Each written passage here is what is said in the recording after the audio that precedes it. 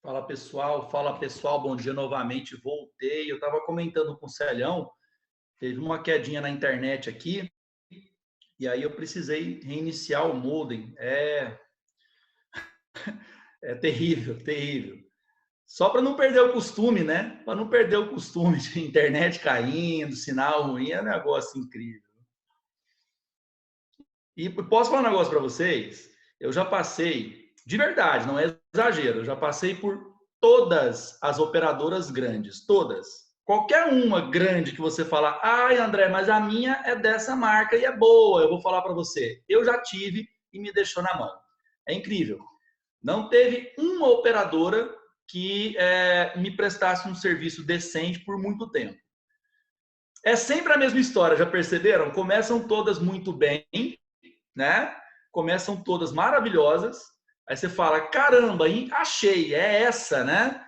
E aí, cara, 2, 3 meses depois começa a sacanear conosco. É um negócio incrível, um negócio incrível. É desse jeitinho.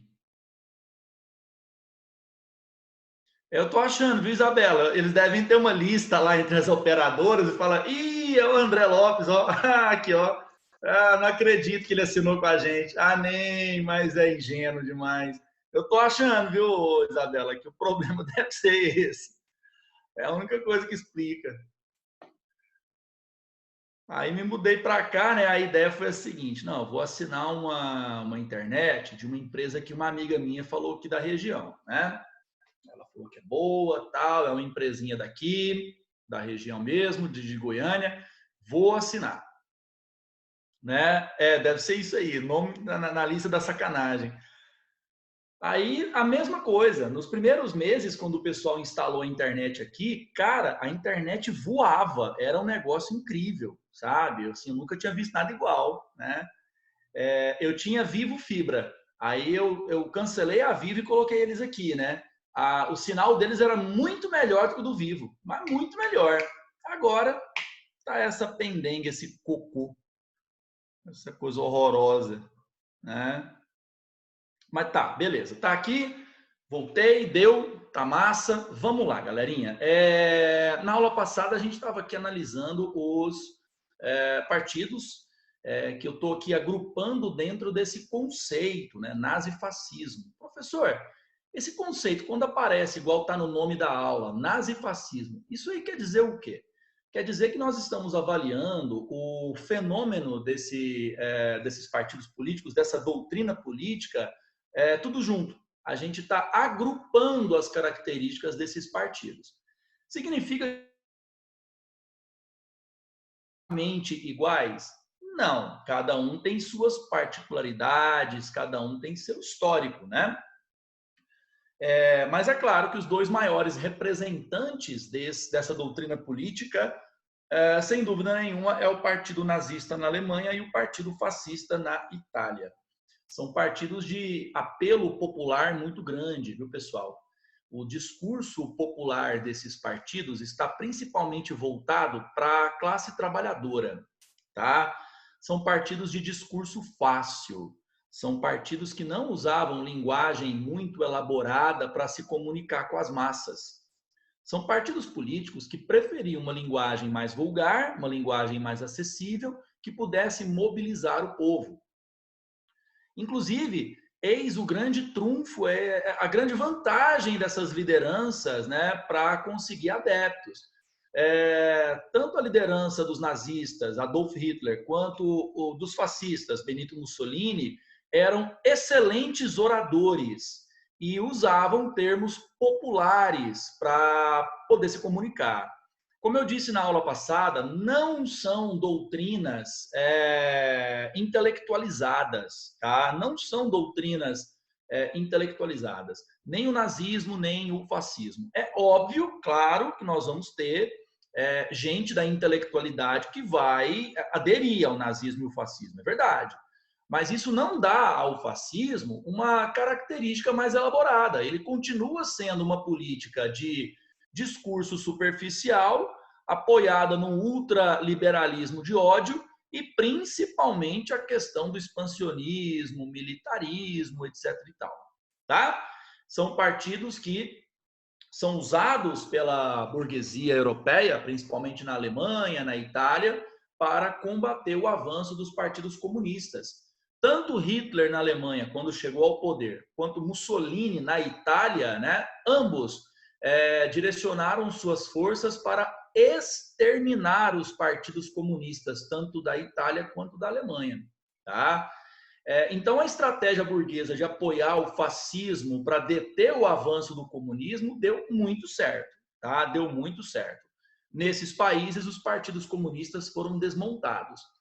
Agora, isso teve um efeito colateral muito preocupante. Chegaram ao poder grupos políticos radicais que implementaram políticas expansionistas, políticas bélicas, que levaram esses países a situações bem dramáticas, né? Muito dramáticas, tá? Adolf Hitler chegou ao poder na Alemanha através das urnas, para ser mais exato. Ele tentou um golpe de Estado com o Partido Nazista em 1924. O golpe de Estado não funcionou. Eles tentaram tomar o poder em Munique, né? Esse golpe de Munique, de 24, rendeu prisão para as principais lideranças nazistas, inclusive Hitler, né? Foi na prisão, inclusive, que Hitler teve tempo para escrever o Minha Luta, né? O livro que é a base da doutrina política do Partido Nazista. Mas aí, na virada para os anos 30, o Partido Nazista cresceu bastante com o seu ideário radical, com o seu ideário de ódio, conquistou grande parcela do eleitorado alemão, e nas eleições de 32, o Partido Nazista conseguiu eleger a maioria dos deputados. Olha só, a maioria dos deputados eleitos eram nazistas. Agora, Adolf Hitler perdeu as eleições. Ele concorreu para presidente da Alemanha e perdeu. Mas ele foi chamado para o governo porque o partido dele era tão forte, o partido dele era tão presente, o partido dele era tão popular que ninguém conseguiria governar bem a Alemanha sem o partido nazista. Então Hitler foi convidado a ser primeiro-ministro do governo alemão a partir de 33. Olha, Júlia, na Alemanha, sim, na Alemanha é terminantemente proibido você adquirir o Minha Luta, tá? Nem se publica por lá. No Brasil, nós temos aqui leis diferentes, né? E é permitido que você tenha acesso ao texto, você consegue comprá-lo, tá? Até com certa facilidade, para poder ler o texto e analisar as ideias e tudo mais. Não pode defender as ideias. No Brasil, a defesa do nazismo é crime, tá? A defesa do nazismo é crime. Agora, a análise das ideias, não. Você consegue adquirir, tá? Para fins didáticos, exatamente, tá? Se você quiser ler, né, estudar e tudo mais, não tem problema. Não pode defender as ideias. Se você, por exemplo, vou montar um canal no YouTube para defender as ideias do Minha Luta, aí é crime, tá? A ascensão de Mussolini ao poder na Itália, ela também foi uma demonstração de força do partido fascista, né? Os fascistas, através de ações violentas, perseguiram o Partido Comunista, conseguiram incendiar a sede do Partido Comunista. Benito Mussolini fez uma grande marcha de fascistas na cidade de Roma, colocou 20 mil adeptos do Partido Fascista marchando pela cidade para demonstrar o tamanho do partido, né? Assim, o rei da Itália, né? A Itália era uma monarquia, o Vítor Emanuel, convidou o Mussolini também para ser primeiro-ministro, tá? Na Itália, depois das demonstrações de força do Partido Fascista. Então, tanto Hitler quanto Mussolini foram convidados a participar de governos que já estavam, né, em voga, né, que já existiam, e aos poucos, tanto Hitler quanto Mussolini vão concentrando poderes ao longo do tempo, até transformar tanto Hitler quanto Mussolini na Itália, ok? Nós temos também a chegada de fascistas ao poder na Espanha em 1936, para evitar que o Partido Comunista ganhasse as eleições. O exército deu um golpe na Espanha derrubou o parlamento de maioria de esquerda e instalou uma ditadura. Quem liderou esse movimento foi um general chamado Franco, Francisco Franco. Ele instalou na Espanha um regime chamado franquismo, tá? Franquismo. Esse regime, galera, é também identificado com o ideário do nazifascismo, ok? O regime franquista na Espanha, a ascensão ali dos franquistas para evitar o crescimento do movimento comunista na Espanha, um golpe de Estado, um golpe militar. Houve uma guerra na Espanha entre setores populares que resistiram ao golpe e os próprios militares golpistas.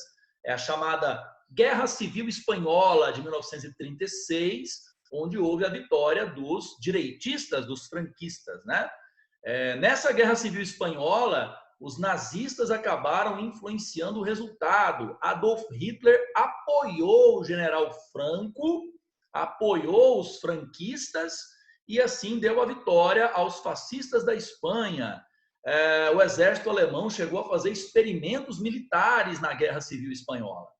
O mais conhecido de todos eles foi o bombardeio da vila de Guernica, que era uma vila lá de agricultores no interior da Espanha. Foi bombardeado pela aviação nazista, que estava fazendo teste de armas. Pablo Picasso imortalizou esse ataque em um dos painéis mais conhecidos de toda a história da arte, né? O painel chamado Guernica, né? Em Portugal, nós também tivemos a ascensão de um regime de tipo fascista, tá? Houve um golpe de Estado onde um político português fascista, apoiado pelo exército, tomou o poder. Lá em Portugal, chegava ao poder Salazar.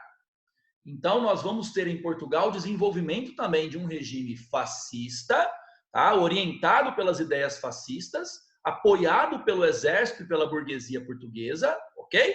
Que vai ser conhecido com o nome de salazarismo. Esses são os 4 principais casos de Estado nazifascistas na Europa do entreguerras, tá bom? Nazismo, Alemanha, fascismo, Itália, salazarismo, Portugal e franquismo, Espanha. Valeu, meus queridos e queridas? Bom, vamos dar uma olhadinha então aqui, ó, nesse contexto de começo da Segunda Guerra Mundial. Vamos começar a entender o porquê que a guerra explodiu? Bom, nós tivemos a ascensão dos totalitarismos, né? Nós tivemos aí, como eu estava explicando para vocês, a chegada do fascismo ao poder na Itália, o nazismo chegou ao poder na Alemanha, o stalinismo chegou ao poder na União Soviética, que foi tema da nossa aula passada, a Revolução Russa, né? O franquismo chega ao poder na Espanha e o salazarismo é a forma como Portugal vai organizar a sua ditadura fascista, né? Como eu disse na aula passada, esses regimes políticos, eles são, na maioria deles, expansionistas. É claro que para um regime desse ser expansionista é necessário fôlego militar. É por isso que quando Hitler assumiu o poder na Alemanha como chanceler, como primeiro-ministro, a primeira coisa que o Hitler colocou em prática foi: tchau, Tratado de Versalhes, nós não vamos obedecê-lo. É curioso, galera, curioso, porque havia a Liga das Nações, né? Aquela liga que surgiu no final da Primeira Guerra Mundial, é uma espécie de ONU, né? É uma espécie de ONU mais antiga, né? Os 2 principais países da Liga das Nações eram a Inglaterra e a França. Os 2 principais países, né?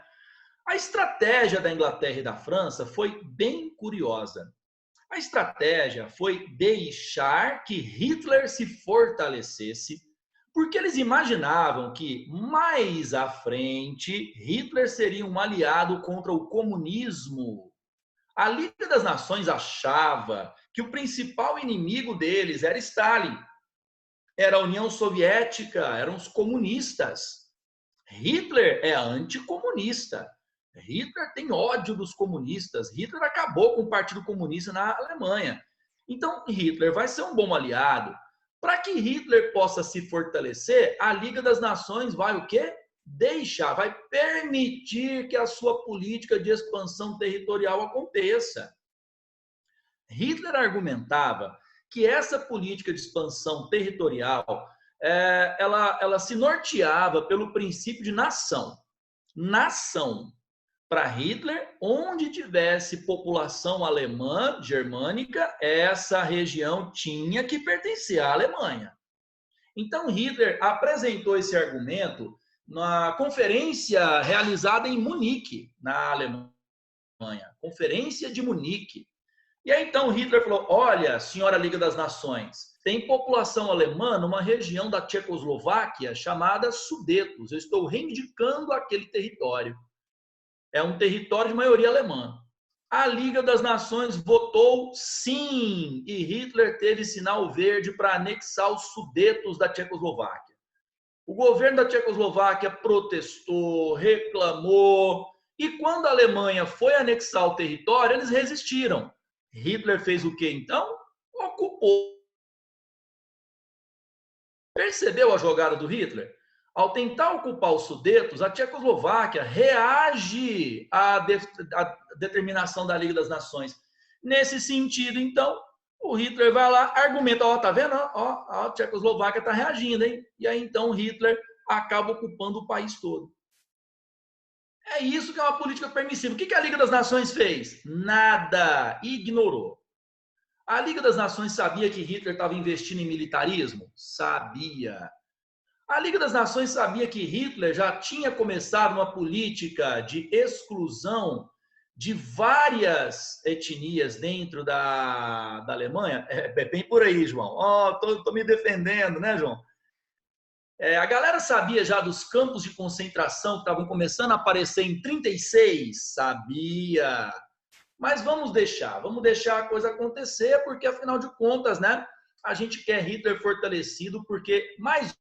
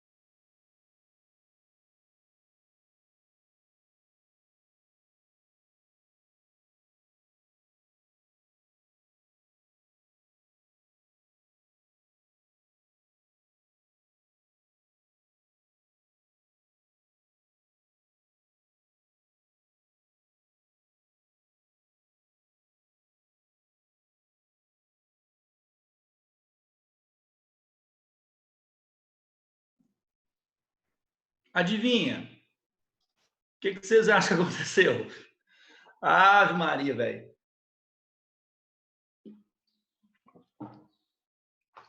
Não, sem comentário, Júlia. Sem comentário. Vou falar nada. Vou falar nada. Vamos fazer aqui pelo 4G. Vamos ver se funciona, tá? Meu sinal da TIM aqui não é dos melhores, não, mas eu acho que é melhor que nada, tá? Não, impressionante, Isabela. Eu tô assim, encantado, né? Como que isso acontece? Ah, não, velho. Te falar um negócio, viu?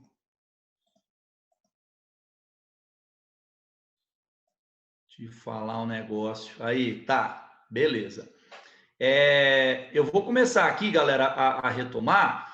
Se ficar muito ruim a transmissão, porque eu estou fazendo pelo 4G e o meu 4G não é bom, tá? Se travar demais, coloca no chat que vocês não estão entendendo, tá? Fala, professor, tá travando, tal, para eu poder ter noção, tá bom? Me dá esse feedback, tá? Vamos lá, vamos lá.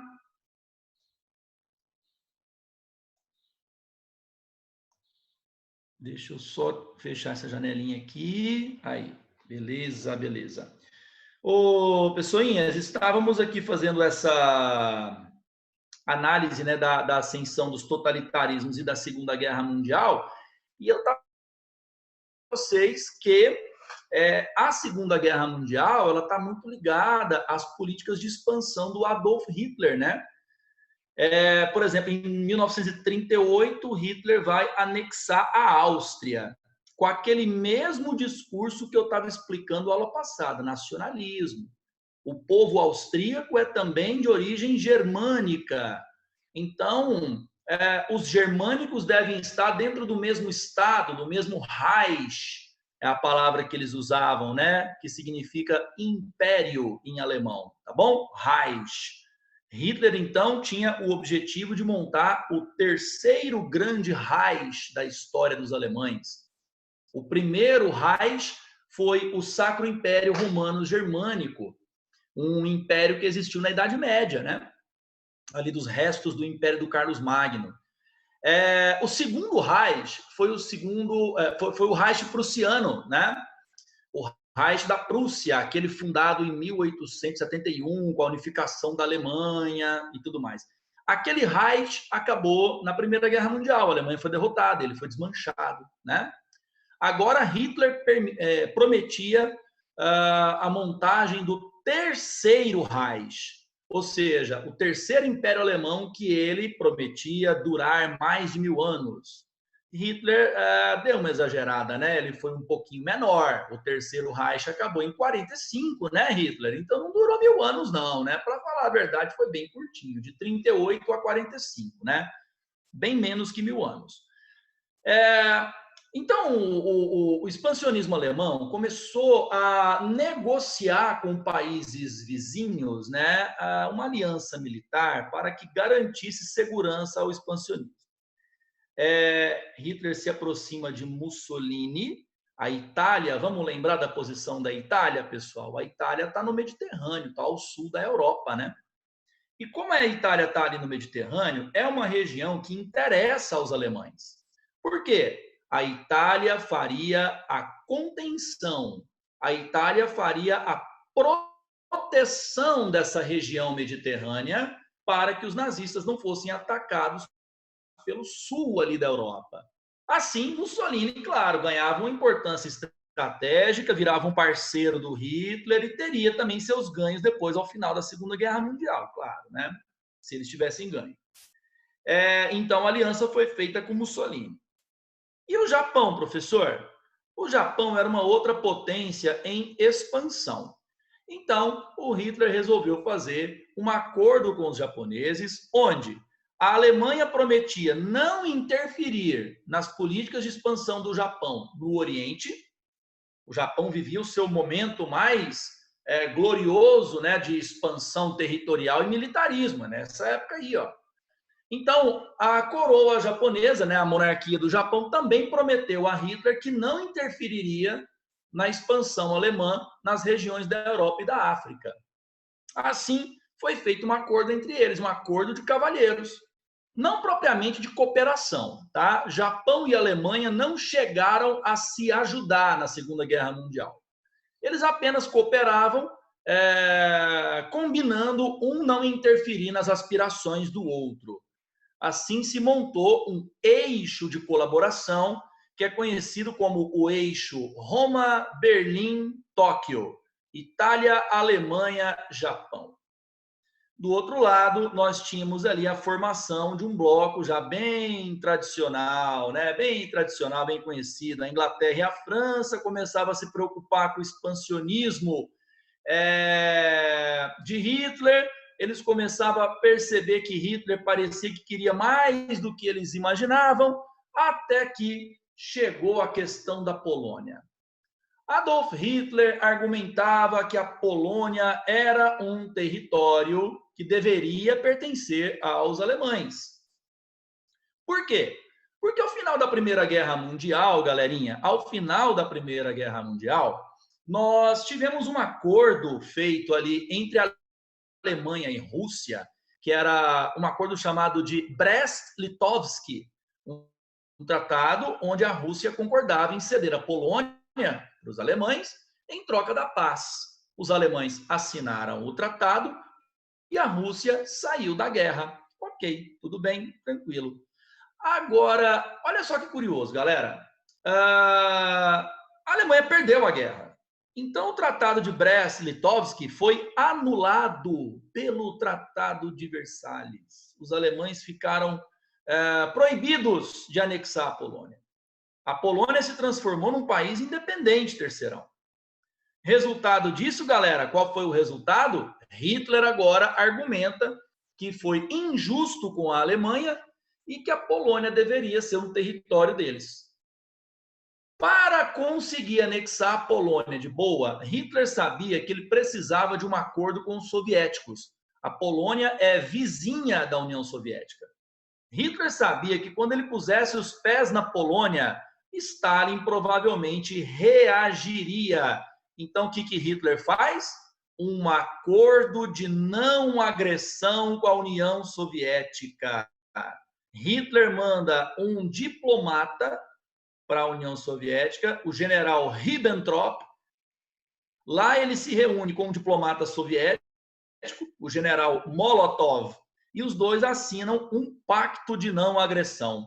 Em 1939, a Alemanha, em setembro, né, invade a Polônia e a União Soviética faz vista grossa.